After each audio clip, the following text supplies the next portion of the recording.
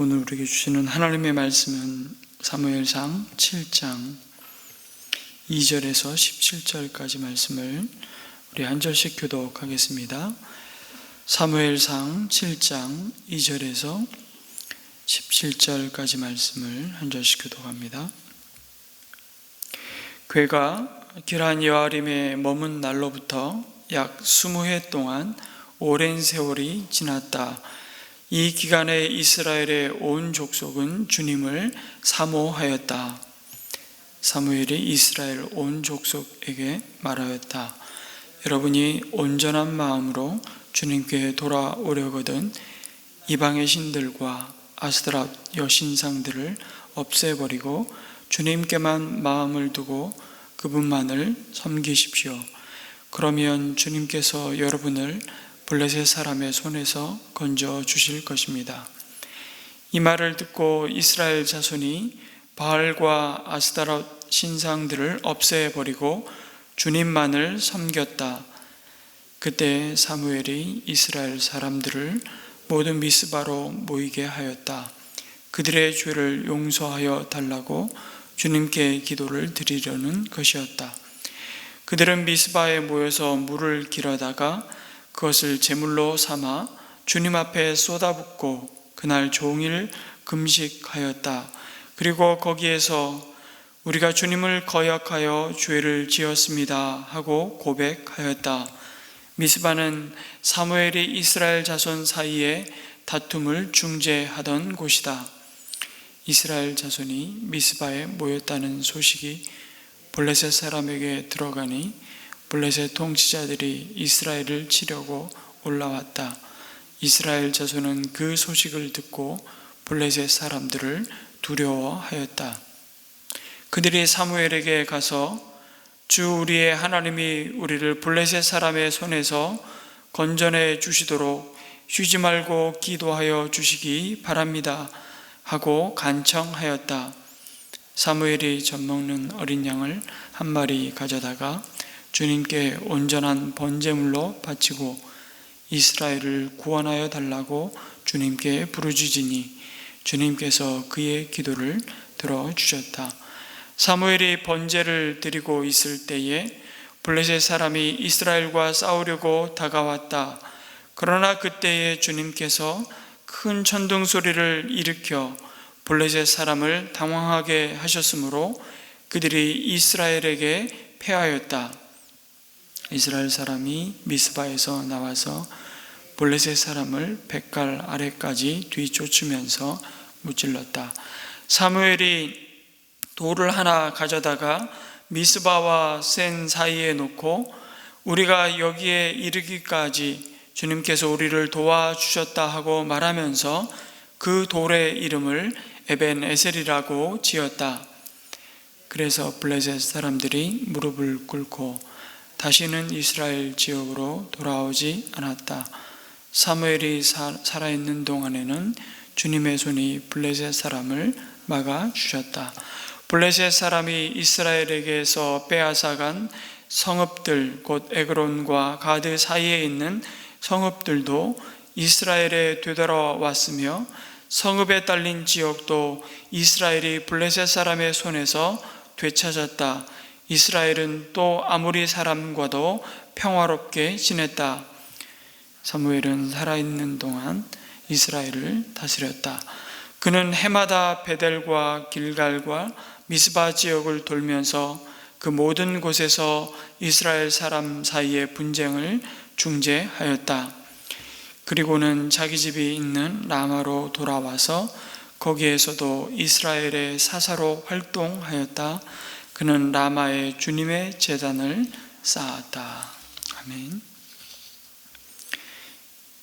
블레셋과의 전쟁에서 빼앗긴 이 언약궤는 블레셋 여러 성읍을 돌고 돌아서 다시 이스라엘 땅 기럇 여아림에 돌아왔습니다. 그러나 언약궤는 여전히 실로의 성막으로 돌아오지는 못한 채 이 기럇 여아림에서 20년의 세월이 지나갑니다. 언약궤가 이스라엘 백성 가운데 하나님의 임재하심을 약속하셨던 성막으로 돌아오는 것이 이토록 기나긴 시간이 흘렀던 것은 바로 이스라엘이 하나님께 돌아오지 못한 세월이라고도 말할 수 있습니다. 또 한편으로는 언약궤로 함께 하셨던 하나님의 그 은혜가 너무나 당연하고 너무나 익숙한, 아니 이스라엘 백성이 마땅히 누려야 할 권리라도 된 것처럼 받아들였던 것이 언약궤의 부재로 말미암아서 얼마나 큰 하나님의 은혜였다는 사실을 그들이 새삼 깨닫는 세월이었을 겁니다.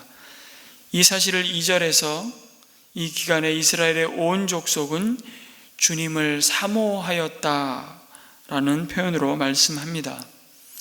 그런데 블레셋은 여전히 기세등등하게 이스라엘을 다시 억압하기 시작했습니다. 이처럼 이스라엘이 블레셋의 억압 아래 고통스러워하는 것은 언약궤가 없어서가 아니라 그들의 죄 때문이었다는 사실을 드러내시죠. 그것을 정확히 꿰뚫어 본 사무엘은 온 이스라엘 백성을 향해 참된 회개를 촉구합니다. 사무엘상 오늘 3절에 말씀하죠. 여러분이 온전한 마음으로 주님께 돌아오려거든 이방의 신들과 아스타롯 여신상들을 없애버리고 주님께만 마음을 두고 그분만을 섬기십시오. 그러면 주님께서 여러분을 블레셋 사람의 손에서 건져주실 것입니다. 하나님이 일하시는 것은 언약궤라는 성물 때문이 아니라 진정한 회개임을 말씀해 줍니다. 후회가 아니라 참된 회개는 그러면서 적어도 두 가지를 담고 있음을 말씀합니다. 첫째는 제거하라는 것입니다. 청산하라는 것입니다. 사무엘은 이스라엘 백성 가운데 오랜 세월 견고하게 뿌리를 내리고 있는 우상들을 제거하라고 명령합니다. 왜냐하면 그것들은 실제로 이스라엘을 전혀 도울 수가 없는 존재이기 때문이죠. 바알과 그것을 대표하는 우상들을 대표하는 바알과 아스타롯은 고대 근동의 최고신으로 받아들였던 엘과 그의 아내 아세라 여신 사이에 태어난 아들신 혹은 딸신이라고 말할 수 있습니다. 많이 들어보셨겠지만 바알은 전쟁의 신이었고 날씨를 주관하는 이 기상의 신이었습니다. 구름과 바람, 천둥과 번개는 모두 바알이 주관한다고 가르치니 당시 가나안 사람들은 매일의 날씨 속에서 늘 바알신을 연상할 수밖에 없었습니다. 아스타롯 여신도 최고 미녀 신으로 그의 별칭은 사랑의 신이기도 했죠.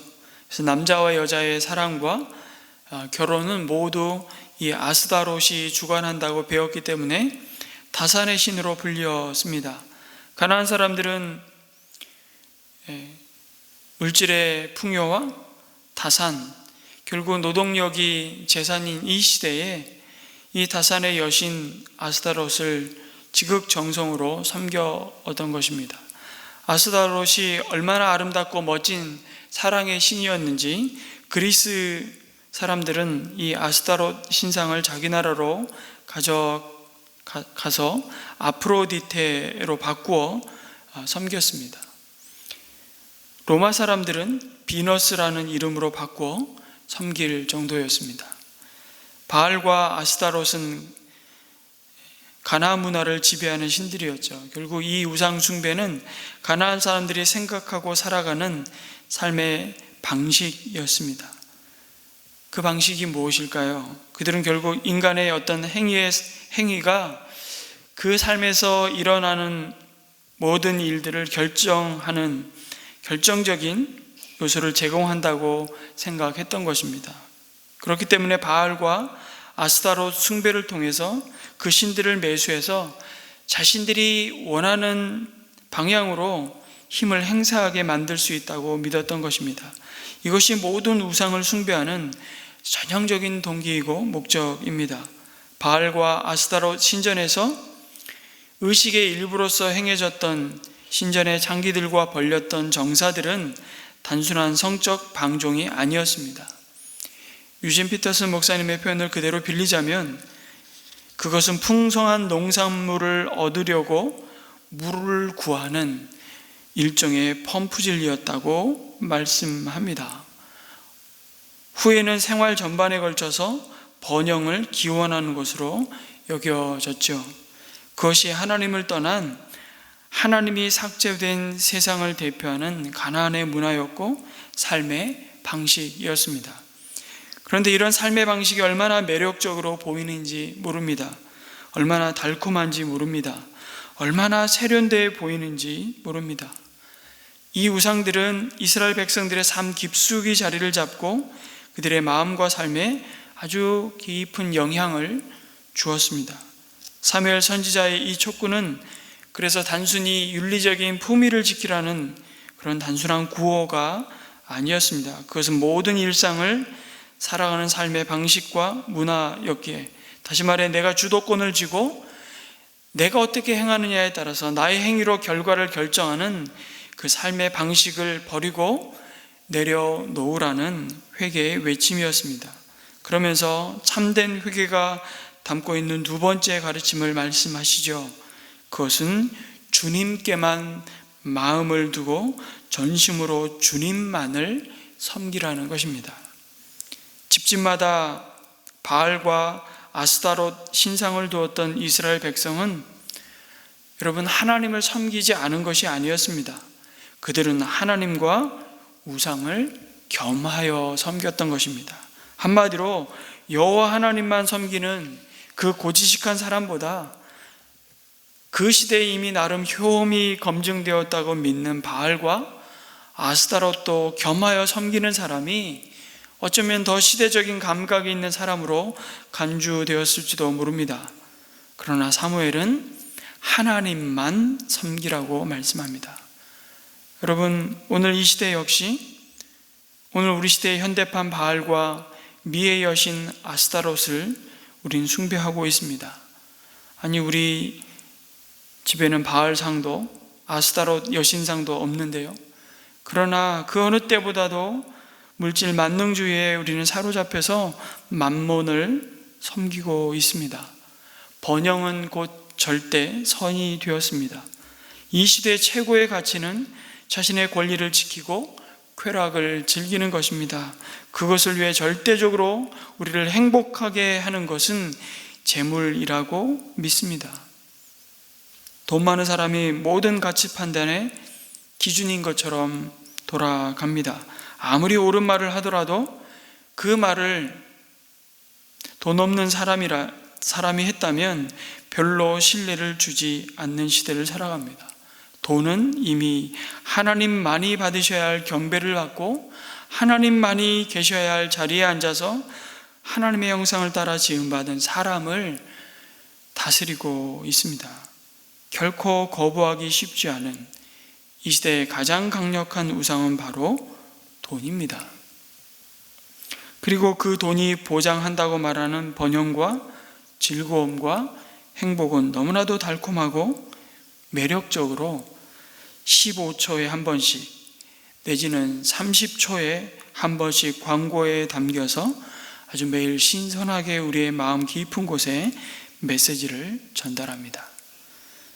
그러나 예수님은 단호하게 말씀하셨습니다. 사람이 떡으로만 살 것이 아니요 하나님의 입에서 나오는 말씀으로 살리라. 그리고 하나님과 재물을 겸하여 섬길 수 없다고 아주 단호하게 선포하십니다. 양다리 걸칠 수 없다는 것입니다.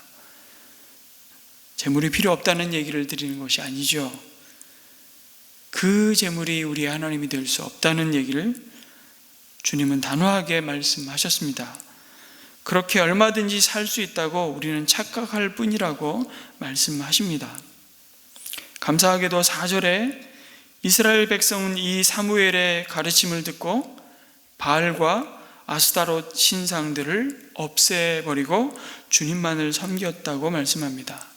그들 가운데 하나님의 참된 말씀이 선포되자 잠자고 있던 영혼들이 깨어나고 회개의 은혜가 일어납니다. 그럼에도 이스라엘을 둘러싼 이 대외적인 문제들은 여전히 그들을 두렵게 만든다는 사실이었습니다.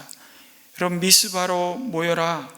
그리고 하나님 앞에 진정한 회개의 기도와 예배를 드리는데 이 소식이 블레셋에 전해지자 이스라엘을 치기 위해서 올라오는 것입니다. 회개하고 주님만 섬기기로 결단하고 헌신하면 모든 것이 다 좋아질 줄 알았는데 아니더라는 것입니다. 이제부터 새로운 싸움이 시작된 것입니다. 참된 회개로 인한 하나님의 백성의 믿음이 진정한 회심이었는지 시금석과 같은 전쟁이 시작된 것입니다.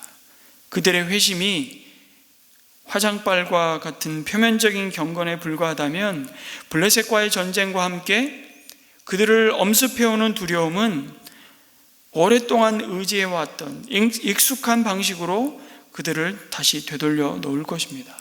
허둥지둥되며 손에 만져지고 당장 눈에 보이는 바알과 아스타롯에 달려가 위안을 구할 것이기 때문입니다. 여러분, 우리는 급하면 우리를 구해줄 사람을 먼저 찾아가죠. 돈을 먼저 찾아갑니다. 그 문제를 당장 해결해 줄 것 같은 힘써줄 권력자에게 달려갑니다. 그런데 이스라엘 백성은 사무엘 선지자에게 기도해 달라고 요청합니다.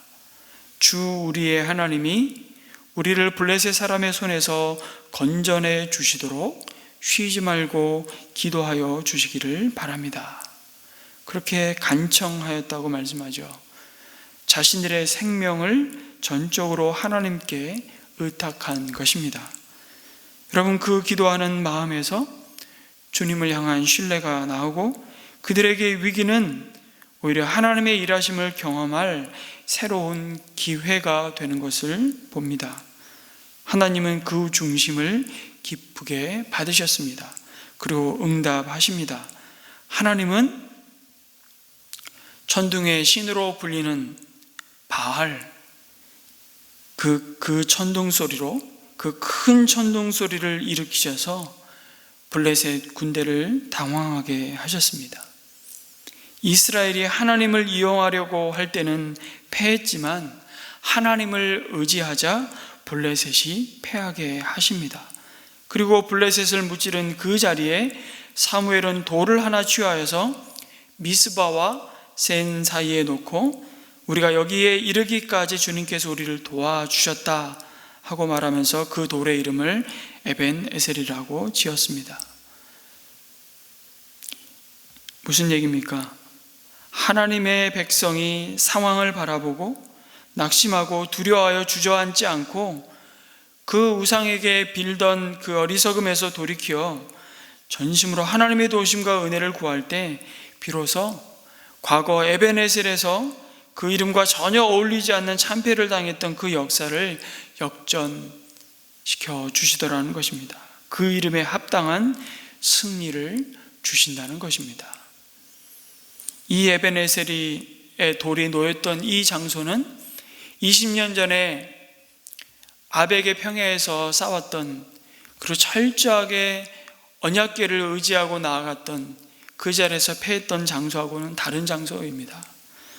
그러나 그 패배를, 그 수치를 씻으시고 전적으로 주님만 의지하고 주님만 섬기는 그 이스라엘 백성들을 향해서 그 역사를 되돌려 놓으시는 하나님의 은혜의 손길을 보여주시죠.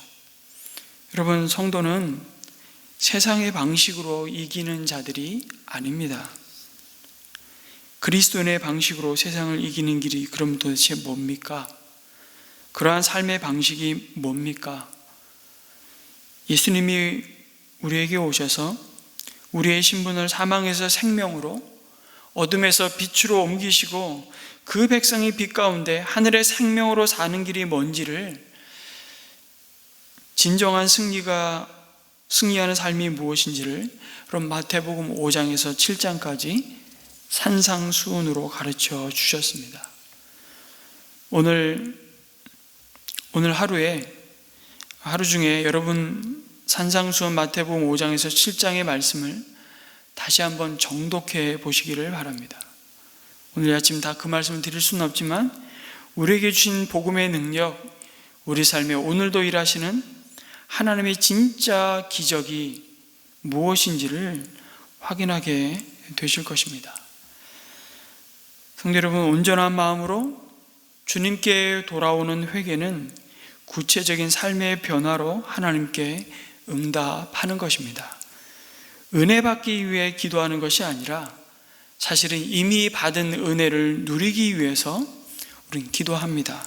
그리고 제거해야 할, 주님, 우리가 여전히 따르고 품고 있는 우리의 바알과 아스타롯은 무엇인지를 우리는 물으라고, 그리고 말씀으로 드러내시고 보여주실 때 그 우상을 제하여 버리게 하여 주옵소서. 이 아침 기도했으면 좋겠습니다. 온전히 주님만 섬기며 전심으로 하나님만을 찾는 저희들이 되게 도와주시옵소서. 에베네셀의 하나님께서 지금도 자기 백성을 그렇게 도와주실 줄 믿습니다. 여기까지 그렇게 도우신 하나님께서 장래에도 도우시며 인도하실 주님을 바라보며 이 아침 기도했으면 좋겠습니다. 우리의 강구에 하나님의 영광만이 드러나게 하여 주옵소서. 그리고 오늘은 수요일은 특별히 이 나라와 이 민족을 위해서 또 주님의 이름으로 함께 파송받은 우리 선교사님들, 동역하는 우리 선교사님들을 위해서 기도하는 날입니다. 우리 목장의 후원 선교사님들의 기도 제목을 품고 함께 기도해 주시면 좋겠습니다. 특별히 다음 주 월요일에 우리 파송 선교사님, 우리 장재성, 최선 선교사님 다시 네팔로 출국을 하게 됩니다. 아직 네팔에 거처할 장막을 결정하지도 못했고 네팔로 돌아가면 이제 살 집과 여러 가지 새로운 정착을 위해서 시간을 보내야 됩니다. 하나님께서 좋은 장막을 허락해 주시고 또 새로 시작되는 병원 사역 가운데 하나님 귀한 복음의 능력과 영광을 드러내 주시옵소서. 함께 우리 가정을 위해서도 기도해 주시기를 부탁드립니다. 개인의 기도 제목을 올려드리고 자유롭게 돌아가시겠습니다.